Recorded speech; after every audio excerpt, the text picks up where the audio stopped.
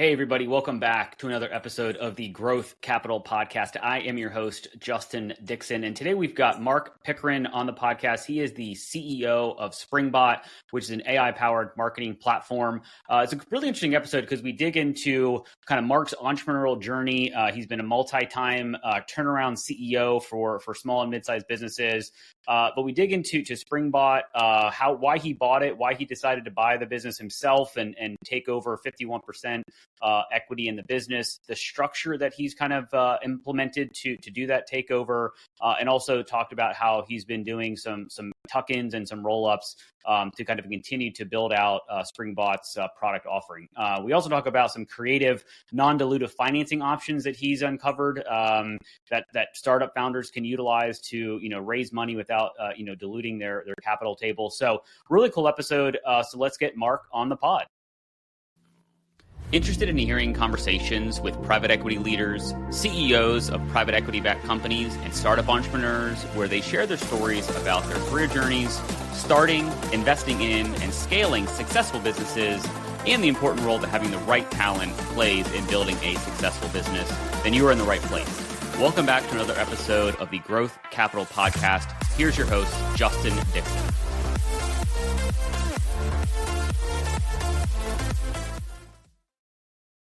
All right, Marc, welcome to the podcast. Thanks for being on. Hey, it's great to be here, Justin. Awesome. Well, let's jump right in. I guess give everybody that's listening and watching a little bit of an overview of who you are, where you are, and what you're up to right now. Wow, who I am, where I am, and what I'm up to right now. Simple questions. Yeah. I mean, that's loaded. Marc Pickren. I've been known over the last 10 years as a turnaround CEO in software companies between 5 and 50 million. And I've worked across marketing automation, digital technologies, AI, and fintech. And then prior to that, I'd held some corporate positions, but also have been an entrepreneur several times. I've got a couple of patents. And I'm in Austin. I've made some trips around the country in terms of living a little bit in Florida of late, but primarily Texas. And what I'm up to right now, in February of this year, I wanted to maybe not do the venture capital institutional investor thing, and so I personally acquired a 51% stake in a company called Springbot, and we've done as a total roll-up or tuck-in of a total of 3 companies now, and we've been in business going on about 10 months. So having a blast, but also doing some really interesting things like a Reg CF offering, and also looking at some other acquisitions. So just really all in on the AI super system, and trying to build that modern unicorn, whatever that looks like today. Got it. Well, there's a lot to unpack there, I guess, but let's start kind of in the more recent. So what is Springbot? How did you kind of find it? And then, kind of talk about the roll-up tuck-in strategy, because that is a popular kind of private equity venture capital mode or move that they do, buy a platform and then acquire other similar or adjacent companies. So let's talk about it. Yeah, I mean, it came to me through one of the investors. So Outbound Engine was a company that I came on board and turned around, and we sold in 2021. And so I do have a pretty extensive relationship with not only local or Texas-based VCs, but also across the country. And one of my investors that came in on our C+ round approached me, mid last year and said, "Hey, I've got this company. It's one of our portfolio companies, and they're thinking about and they basically are looking for kind of new ownership." And he knew kind of my background and the teams that I've been able to put together, and so we were able to execute the deal at the end of January, and at the same time, I was able to tuck in a digital, kind of a digital agency, but more product based, and kind of brought those two together. And so, as far as like the market today, like in 2024, it was the highest call down rates by venture capitals to their limited partners. And what that means is, with the cost of capital going from free during COVID and after COVID to now your cost of capital for an entrepreneurial venture is around 16 to 24%. Obviously, it's had a very serious impact to a lot of the startups that accepted venture capital money during that period of time.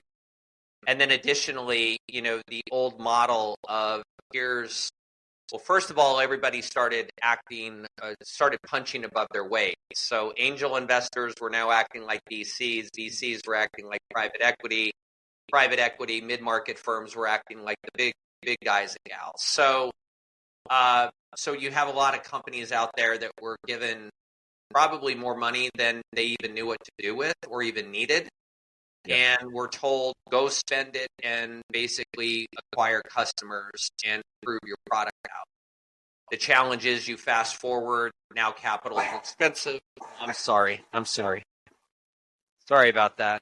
No, we got a little dog on the show. No, that's he's excited about these call downs. Dogs, and normally I put them away, so I do apologize for that. No but anyways, so that's kind of the market, and so I was in a position to where I could kind of do these acquisitions myself, and and we have no debt. We're growing at about 130%, and we're EBITDA as well as we touch a little net income positive as well. So really running the business more as a cash basis and being very judicious and practical with how we go about our acquisitions.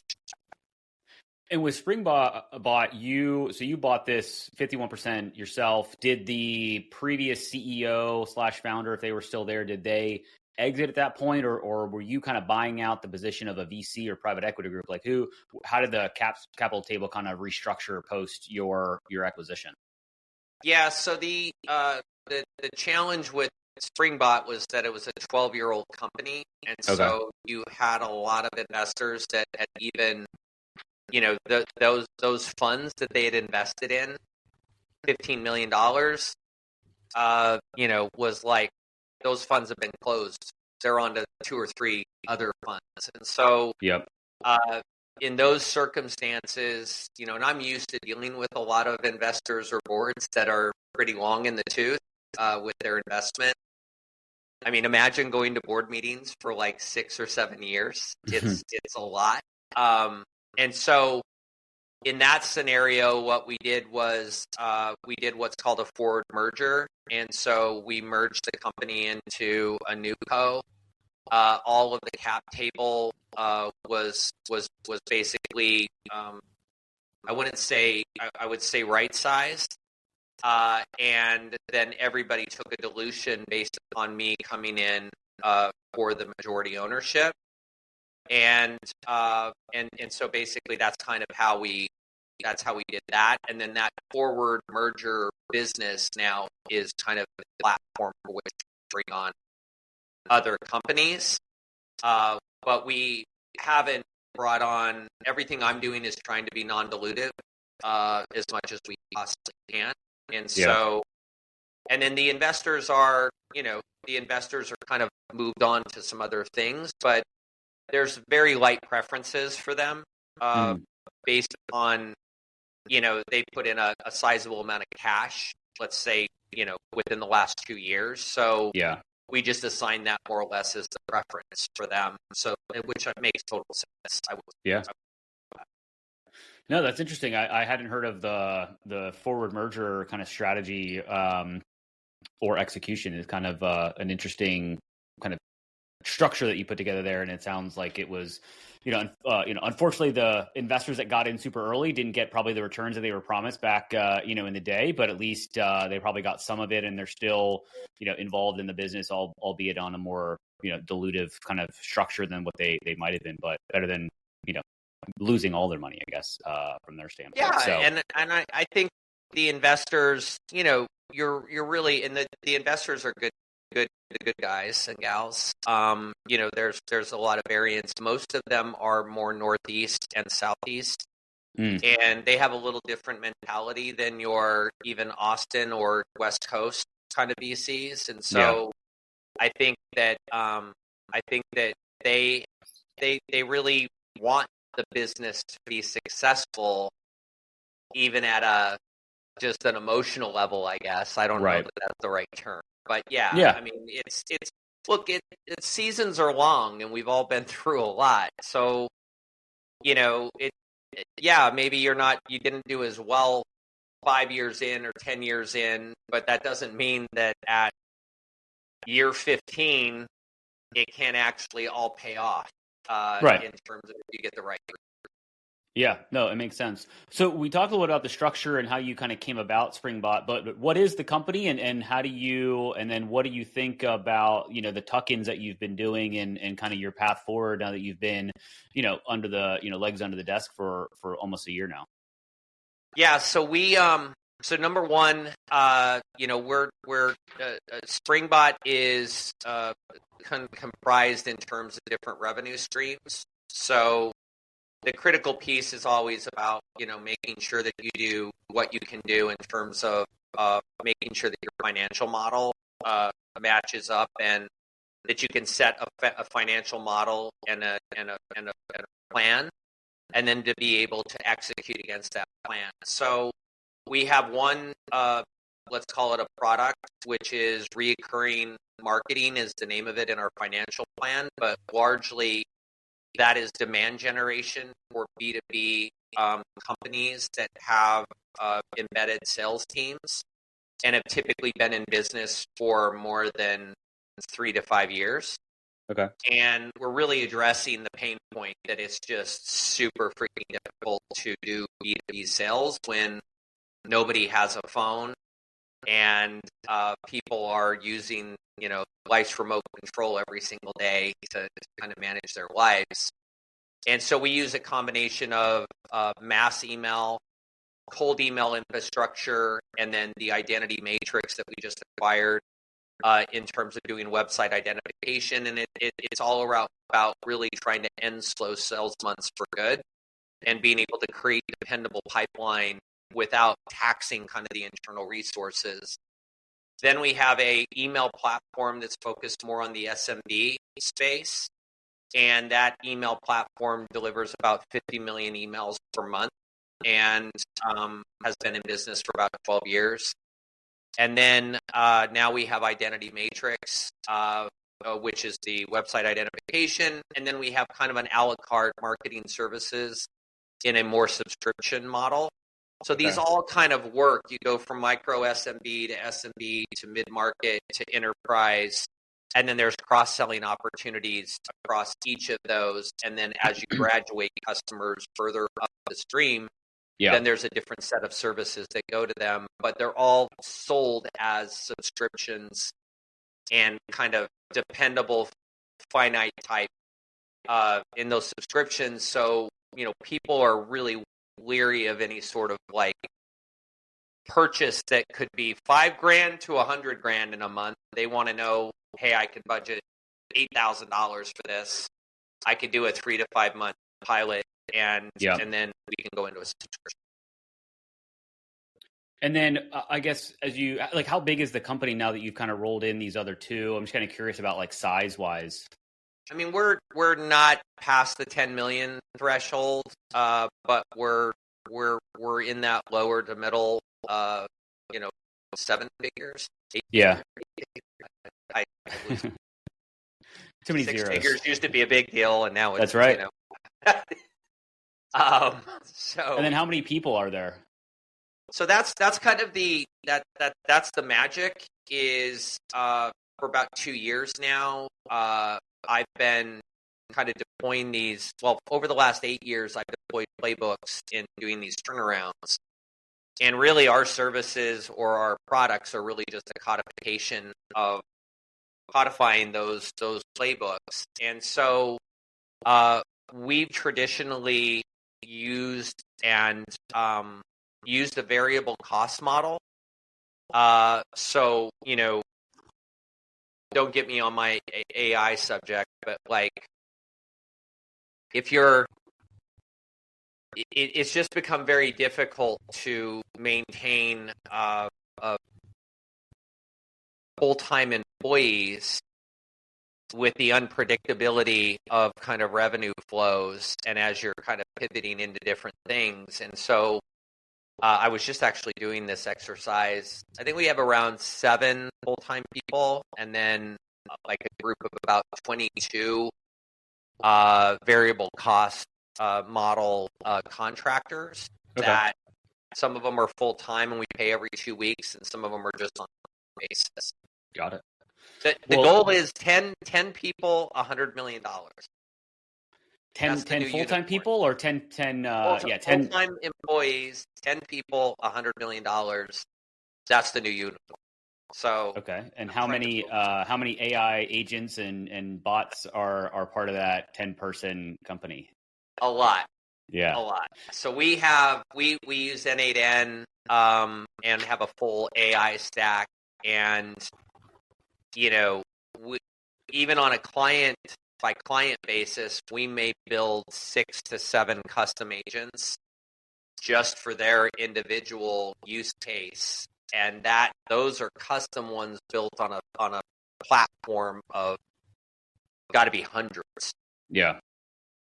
And what are some of the agents that you're building? Like, what are the typical use cases that they're doing? Like, what is their job as the agent, which is helping that end customer maybe not have to hire new people, maybe not have to, or maybe can reduce their staff, or just make their team better, right? Like, what are the typical agents that you see these SMB and mid-market companies really leveraging?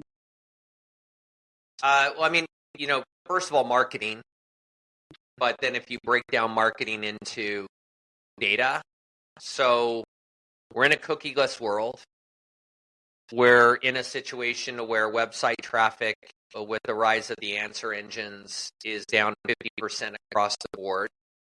And so really on the marketing side, a lot of it starts with data enrichment and data analysis and intent tracking. So, we've all seen on LinkedIn, the 50 people that publish, hey, I just took my $10 million company down to no employees and I have only agents, and text, AI in the comments and I'll send you the playbook. Right. Then you say, yeah, AI, and then they send you a playbook, and basically it's just a bunch of Notion document. And it's not something that you can directly act on. And so really it focuses much more on the data enrichment, the data analysis for right fit customers, whether it's on the sales side or who you're marketing to and who you're selling to. And then as those come in, then you're talking about like intelligent business agents as product experts that can engage with customers, not do selling, but just be like, answer questions about the product in a non-salesy way with no commission incentive, and then being able to have that agent do a live lead handoff to a human salesperson once it gets to that point. And then, from a financial perspective, I mean, agents across the board, like, nobody really runs credit checks on their customers anymore, but it's super important to do that now. And there's some ways in which you can do some non-invasive, like non-D&B stuff, but you can say, hey, this is a right fit customer, as opposed to paying an SDR to do these 15-minute qualification calls that, basically you could have answered those questions, could have just run a data check and found out who I am. Got it. And I'm just curious, you don't need to give me specific pricing, but like to build a custom agent for, let's say, data analysis or data enrichment, like what is the typical cost, or you kind of already have these pre-built and then you can just deploy them pretty instantly to your customer because it's an AI agent? You can just say replicate and kind of, copy paste almost, which is, it's more difficult than that. But, yeah, how does that work? So it's in what we call our programmatic prospecting, which is this kind of B2B lead generation, demand generation, ABM, whatever search phrase I want to be targeting today. Right. Really it's about that we already have the embedded agents, and then it's kind of the customization of those agents based on that particular use case. And then we do a full, with us, you get infrastructure. So we build out hundreds of email addresses and domains that are warmed up that allow you to land in the inbox. We do an immersion to where we spend 2 hours with your teams. We download all of your sales conversations, everything else into an agent. Then you can go and talk to that agent and say, I need you to write email copy that's spam, doesn't go into spam, et cetera, et cetera. So we do end-to-end solution from the art and science of client acquisition. And then, so that, and then, typically we price it at for a fairly large company with maybe 60,000, the current lead database, and maybe 10 to 15 salespeople.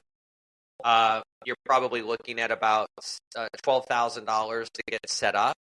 Got it. We charge $6,000 at signing, $6,000 when we launch, and we launch 3 weeks and 1 day from when we start. And then it goes on monthly billing of anywhere from $5,000 to $8,000 or $9,000, and that includes everything. Got it.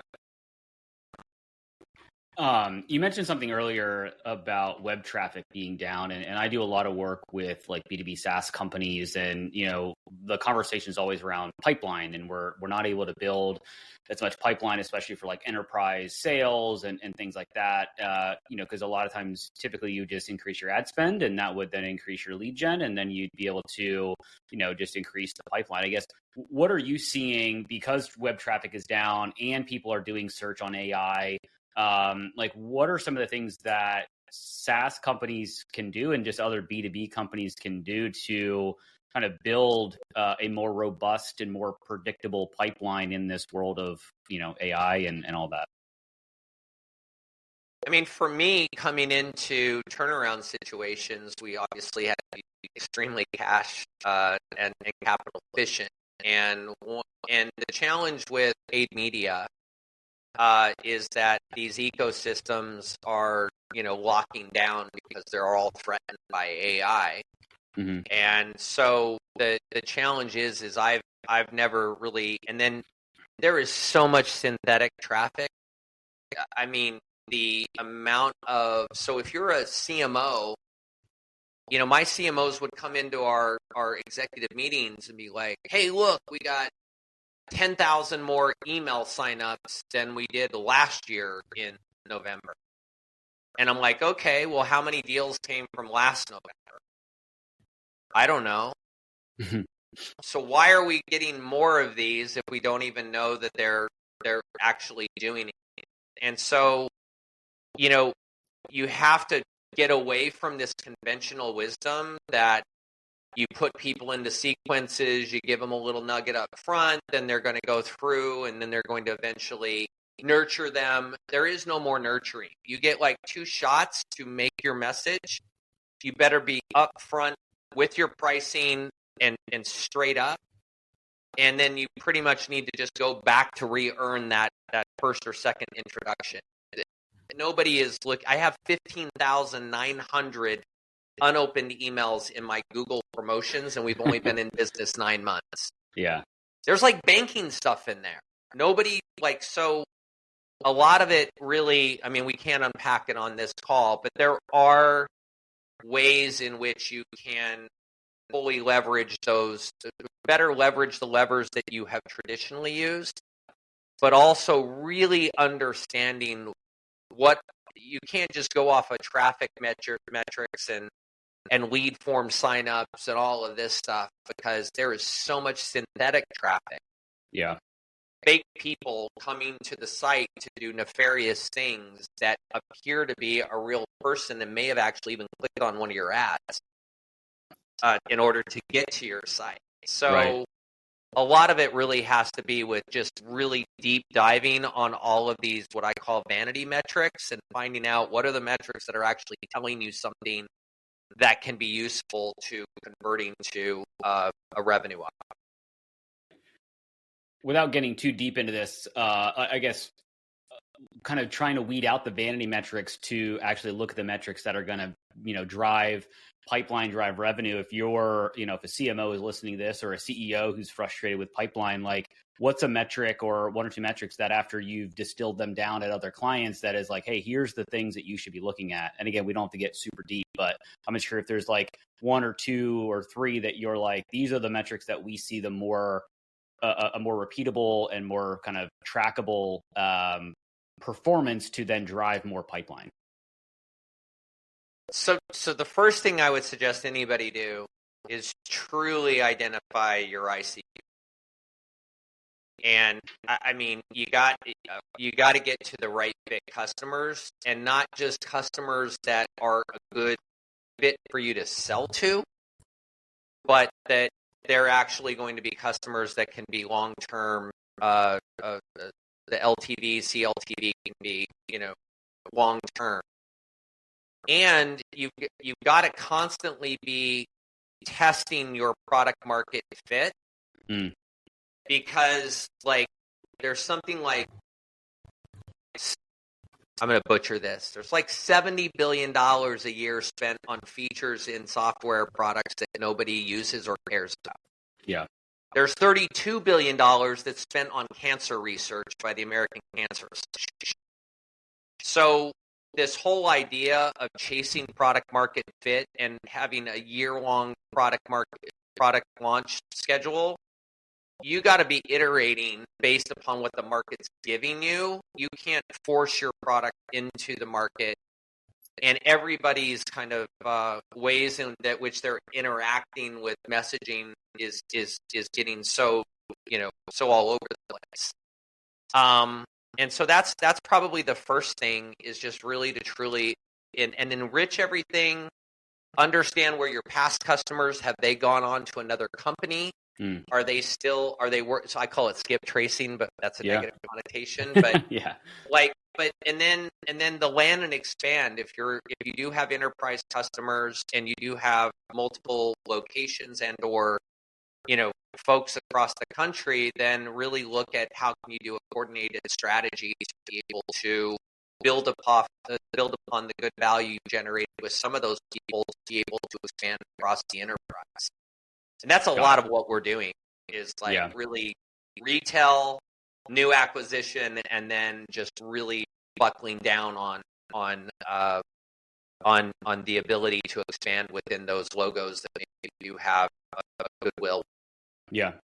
No, I love it. I appreciate that, because we could have gone super deep on unpacking all the data and everything like that. But let's kind of zoom out a little bit, and I guess because you just acquired a business earlier this year, you've already done some tuck-ins, you have some experience kind of in the VC world. Like, what if somebody's listening to this and they're interested in starting a business, buying a business? Like, what are you seeing in the market as we're recording this in kind of early October 2025? Who knows what, 2025 was supposed to be this banner year for private equity and venture capital, buying and selling and all of that, and hasn't turned out that way. Now people are like 2026, and it's always 2 quarters away, right? So what are you seeing with the folks that you're talking to, both on the VC side, but also, as you're looking at companies to buy, I'm just kind of curious what you're seeing in the broader kind of market. A lot of consolidation, a lot of, I've got 3 platform companies or portfolio companies, and let's go find a home with maybe 2 or 3 other ones, then consolidated and be more capital efficient and operationally efficient. If I'm somebody starting out today, number one, I would say that you got to kind of accept who you are. So, are you the engineering lead? Are you going to be an engineering-led company, and is that who you are as a person or your founding team? and then don't anticipate that you're going to be able to put some sort of marketing budget, sales plan into your spreadsheet and say, oh yeah, all we got to do is go spend $5 million and we're going to get X number of customers and then we're going to have this. Like, you need to really have a really good understanding of what it really costs and the challenges today in terms of having a customer acquisition motion. And, look, I think that there's still a lot of really good venture capitalists and people that are extremely interested in being a part of that whole entrepreneurial journey and the opportunity to be a part of that. And then, I'm a little down on some of the incubators because I think that model's gotten a little diluted. It used to be that it was more of a closed group of people, and now some of these incubators are so large that they're just a factory of maybe somewhat good ideas that then get kind of stuck on a shelf somewhere. So, but I still think there's a lot of opportunity. And then, like I mentioned before, we're looking at like alternative financing, non-dilutive financing sources, raising capital in a private public way in terms of doing a Reg CF offering through a broker dealer where you can offer equity directly to non-accredited investors in the marketplace up to $5 million. So there are a lot of different ways in which you can raise capital today, and those relationships that have all been brought on kind of by the democratization of access to finance, which started with crypto and, is kind of just moved across the board. Explain the Reg CF thing. I've not heard of that, so I may be late to the party. But how does that work? What's the benefit if you're a founder or a VC firm that wants to raise money in that way? So basically, the rules changed. I forget when, but they started to allow for basically crowdfunding, and then you had these crowdfunding platforms, but to do a more institutional level, full SEC regulated, broker dealer, all of the trappings of basically running a real process that runs, right in. And the baseline is you can raise 1.235 million without audited financials, and then you can raise up to 5 million with audited financials. So that's if you're an established business. And basically you set up a landing page, you set up your marketing, and you go to market and you invite people, similar to like the Green Bay Packers have their fans being a part of their investment. But in this scenario, it allows you to really, 25% of publicly traded companies today are zombies. They're not even functional businesses. So this is a great way to go out to the market to be able to bring in retail investors directly, and then to build up this kind of fan base within those investors to where those folks come along and are your biggest supporters, as opposed to there being all of these different layers between you and the retail investor, the financial firms, the broker dealer, the deal maker, this, that, the other. By the time it actually gets to the public, there's been multiple layers of arbitrage that have taken huge amounts of money off the table that then make the share price have to be higher than it would have had to have been if it was just direct to a retail investor. It's kind of the Robinhood approach. Like, Got it. Imagine that you're able to just go to Robinhood and sell your equities there. Interesting. Got it. And to set something like that up, you said you've got to go through a broker dealer to set up that crowdfunding structure? Yeah, there's like around 13 platforms out there. Your most well-known is probably Republic, which started out more as like a Kickstarter. And they're now doing like token offerings and a bunch of other stuff. We chose to work with Dealmaker, which is a Toronto-based broker-dealer, but they have some slick software. And so you pay an upfront fee, They take you through all of your filings. They set up everything. They handle all of the equity purchasing. They handle all of the shareholder communications, the transfer agent, all of that stuff, so that it's all handled and it's all regulatory, and compliant. Got it. Interesting.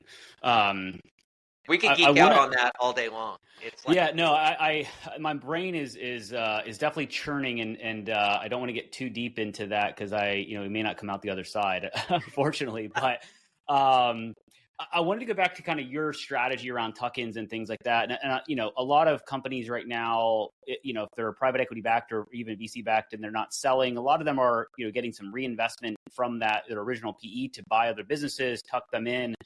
What are some things that you've seen or that maybe you would recommend, a CEO or a founder that's like, hey, maybe I'll buy this business because it adds a feature or it adds talent or whatever the reason you're buying it. Like, what are the key things to consider kind of as you're evaluating what type of a tuck-in or roll-up to do? And then once you get that thing across the finish line, you purchase it, like there's an integration process that has to happen from a people perspective, from a tech perspective, et cetera. Like, so before the sale, like how do you think about it and how do you evaluate your business to see if it's ready or appropriate for to bring in another company, and then, maybe a tip or trick around, best ways to integrate?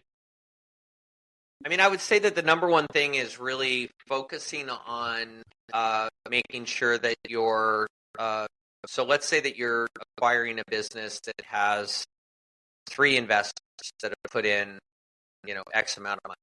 And 2 of them are institutional, maybe one of them's an angel investor, or you could have even more. So number one, you've got to be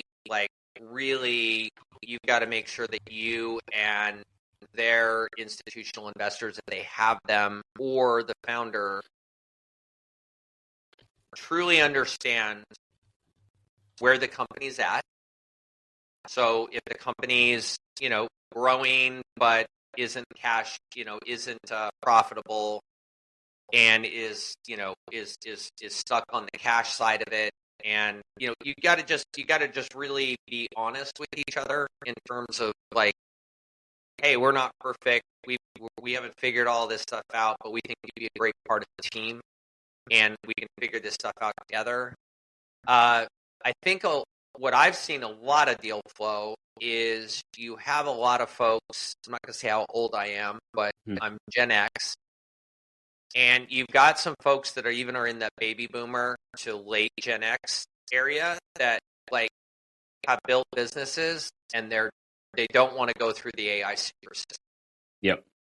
They've been through the internet super system, the mobile super system. Now we have the AI super system, and everything's being thrown on its head. So I think that there's a lot of really interested companies out there that are good companies that are looking for a way in which they can find a home for their company, their employees, their teams, but at the same point can be a part of that, but perhaps retire. And then, you're going to probably the one thing that you're going to see on everybody is you have to get an independent engineering and technology assessment. Because if you send in your team, they're going to go in there and say, oh my gosh, I can't believe this company is even working. They built it in, this language, and they don't have any integrations, and they're not microservices. We're going to have to rebuild the whole thing. And 90% of the time, that's just, I love my engineering guys and gals, but that's just them kind of pissing on each other's stuff. Got it. And at the end of the day, you just need to really say, what is the absolute minimum necessary to ensure business continuity? And in fact, you hear me say that word all of the time when I'm talking to my teams. It's all about business continuity. You don't want anything to break because there's going to be blame that's going to go back and forth between the companies as to whose fault that is. And you just don't need that type of stuff when you're trying to do it. When you're trying to get everybody fired up, Yeah. And then what about any kind of one or two things to think about from okay, we agree, everybody understands where the business is, we sign the docs, and now we're starting to integrate. We're starting to, pull over data. We're starting to integrate people. Teams are talking. How do you kind of make sure that that is as smooth of a process as possible? I typically employ a third party. We have a firm that we use. We migrated in total, and I went from January 29th being gainfully unemployed to February 1st having all these companies and people, and we had to migrate about 3 terabytes of data and migrate everybody and all of that sort of thing. So typically I look to use a DevOps professionals that really know how to do that sort of thing, because that, if you start having people that they can't access their workstation, they can't, the email's not working, all of this stuff, just, that's going to be a killer. So really making sure that you make sure that you can get that business continuity, like people feel as if nothing's changed. Yeah. That's probably one of the critical pieces. And then, just making sure that one of the things that I always do when I would do a turnaround is I would try to talk to every single employee in the first 100 days. And so, I've done up to 147 one-on-ones in 100 days with companies. And just really talk to folks that are at the front lines, that are in the day-to-day, customer-facing, sales-facing, whatever, and have them tell you what they think needs to happen or where the challenges are. And then you'll start to find that 3 or 4 people will say the same thing, and then you'll start to realize, okay, that really is a challenge that multiple people have been seeing, but management's not addressing. So that's a way to find out where those skeletons are, in a way that it also allows people to have a voice. I mean, I've had employees that literally had worked at a company for 2 years. They were overseas. Nobody had ever called them for management. The person actually cried on the other end of the phone when I called her, because she was like, "I'm so happy that I didn't even know that anybody knew that I existed." Right. And her feedback was like incredible, because she had seen it all and just worked through it. So, I think that's important to your point. Let people talk about the things that they're seeing, because if you're set up in your ivory tower, you're not going to see what's going on in the day to day, right? So I think that's and everybody's selling you, right? Like when you have a person that's your boss, inadvertently or non-intentionally, I mean, some people have that sociopathic intention, but people are always trying to impress and put the best light on things, when in actuality, a lot of times it's the person that is willing to not put the best light on things, tell it like it is, that can be the situation to where you can't really make the most gains in terms of that new entity or that integration. Yeah. No, I love it. I appreciate the story and kind of getting deep on some of these things. I guess, as we kind of round out the episode, we're, like I said before, we're recording this in October 2025. If we jumped on a podcast a year from now, what's 1 or 2 big things that you're trying to achieve with Springbot, that would, make that conversation, really, really exciting? I try not to think too far into the future. People, this is how I live my life, my business life. I think the app and web economy is going to go away in 18 months. Okay. So what would I be doing today? What would me 18 months from now say to me today that I should be doing today in order to prepare for those types of seismic things? Do I think that's going to happen? No. Could it happen in 5 years, 3 years? Who knows? But the whole point is, it takes about 18 months for the current market conditions to filter into the broader economy. Okay. So try and pay attention to what little signs you're seeing under kind of the hood relative to the economics, and what are the little signals you're getting, and think that there's a good chance that those are going to be amplified to the nth degree in 18 months. And I'll use the example of like the end of free money. When we started to see that capital cost went from 2% to 16, there's no way that isn't going to have an enormous, profound impact to everyone, Right. from credit cards to bank financing.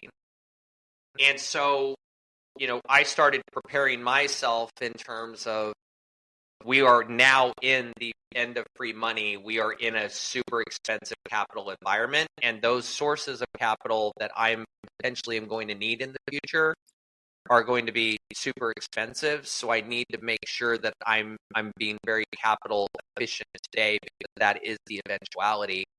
Which, it doesn't take a genius to say that I predicted that. I mean, prices go up X amount, it's going Right. to relate to everything being hard, more difficult. Yeah. No, I like it. It makes a ton of sense. Well, Marc, it's been awesome to have you on the podcast. I want to round this thing out like I do every episode with a 3-pack of questions. So first question here, what is a book or podcast that you found helpful or that you enjoy that you may would recommend to the audience? So my wife has started to enforce a strict bedtime for me. So I Okay. actually have started reading books again. Nice. And then I've tried to bifurcate that between business, type of books, and then those that are just kind of pure pleasure. So the founder of Palantir, how do you say it? Palantir. Yeah. Palantir. Okay. It's called The Technological Republic, which talks a lot about Silicon Valley and technology's role in terms of the United States as a republic, and how it evolved from Silicon Valley used to be about solving really big global kind of American experiment type projects, putting a person on the moon, et cetera, et cetera. Then there was this huge shift to placating the masses with consumer bubblegum, which is the Facebooks, giving them 50 dopamine hits a day. They're not solving any problems, they're creating problems. So that's pretty interesting from a perspective of thinking about technology as a integral driver in terms of this American experiment. That's what they call it, the American project. Another book is called The End of Average, which is kind of dated, but it tracks how AI and machine learning infiltrated the chess world. And it draws parallels in terms of our current environment and people's perceptions of AI. But now I think ChatGPT 5 point whatever today solves some algebraic equation that previously had never been able to be solved by a machine. Same thing with like chess, but the comment that I'll leave your listeners with is if you view intelligent machines as competitively, you don't have a future in business. If you view intelligent machines as working with them cooperatively, you have a bright future. And so that was really kind of a calling point of the game. Yeah. No, it's awesome. I'll have to check that out. I hadn't heard of that book. Love it. All right. Second question here. What is your favorite thing to do outside of work? So that's my only decent interview question that I ever ask anybody in a employee job interview is, so what do you do when you're not doing X? And typically I try to hire people that have a life and have interests outside. In fact, I'm probably one of the only guys or leaders that actually encourages side hustles. So if you tell me, hey, I've got this clothing line that I'm launching online and I've been working on it for 2 years and I do it, when I'm not working, I'm like pumped. I'm like, tell me more about that. That really makes me excited that somebody has that kind of entrepreneurial energy. Yeah. For me, outside of work, I try to do a lot of, I play a lot of tennis. Okay. And that's helped me to keep a 26-year marriage going. My wife and I play. Our family plays, and so I try to do that. And then my wife and I here live in Austin. My kids are kind of empty nesters at this point, so we have 3 dogs, which you heard earlier. I apologize for that. That's fine. And so we spend a lot of time just in Austin, really trying to explore different parts of the city. And then, I mean, I've been Israel, Cyprus, Turkey. I try to travel to interesting places and get exposure to new cultures, every single year. That is a perfect segue into the final question, and that is, what is your favorite vacation spot? So if you travel to these cool places, what would you recommend? I mean, it's, when you have younger kids, it's all about the beach, right? Or it's all about the mountains. And then as they get older, then it's about museums, culture, and but I would probably say that the most profound place that I've been is probably Israel. And we went to, we hired a guide that was a Jewish Christian convert, and we went into Jericho, which basically is the oldest city in the world, and it really isn't supposed to be a place that Jews, Christians, and Muslims are supposed to come together. But we broke bread with, folks from all over the place with different points of view, rode a camel, nice. And all of that sort of thing. But it really reinforced my hope and my belief that, when you strip away a lot of the noise, there's just a lot of good personal connections, and that people are generally across the globe have the right intention in terms of just trying to live good lives and take care of their families themselves. So that was probably the most profound in terms of being able to see that and experience that. No, that's awesome. I appreciate that story.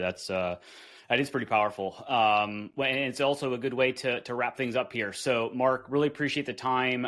If people want to, reach out to you, learn more about what you're doing, pick your brain about the Reg CF thing that we were talking about earlier, what's the best way to connect with you?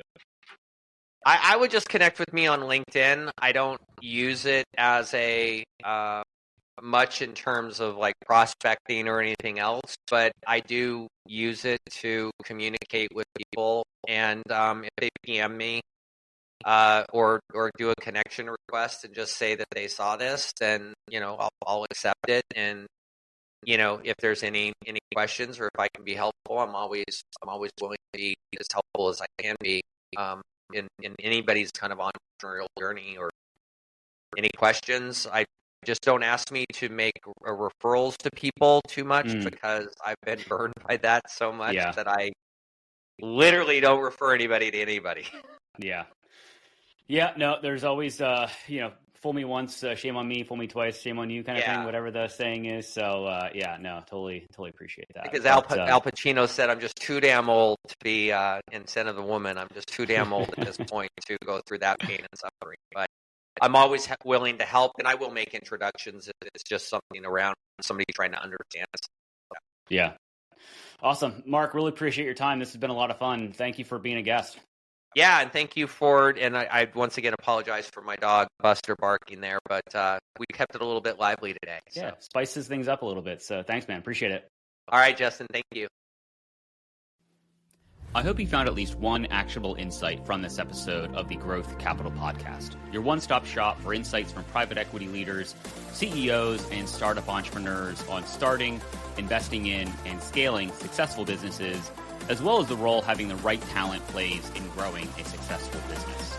It would be greatly appreciated if you would rate and review this podcast. And if you're watching on YouTube, please like and subscribe and drop us a comment so we can expand the audience of this podcast. Thank you for all your support, and don't forget about upcoming episodes dropping every Tuesday.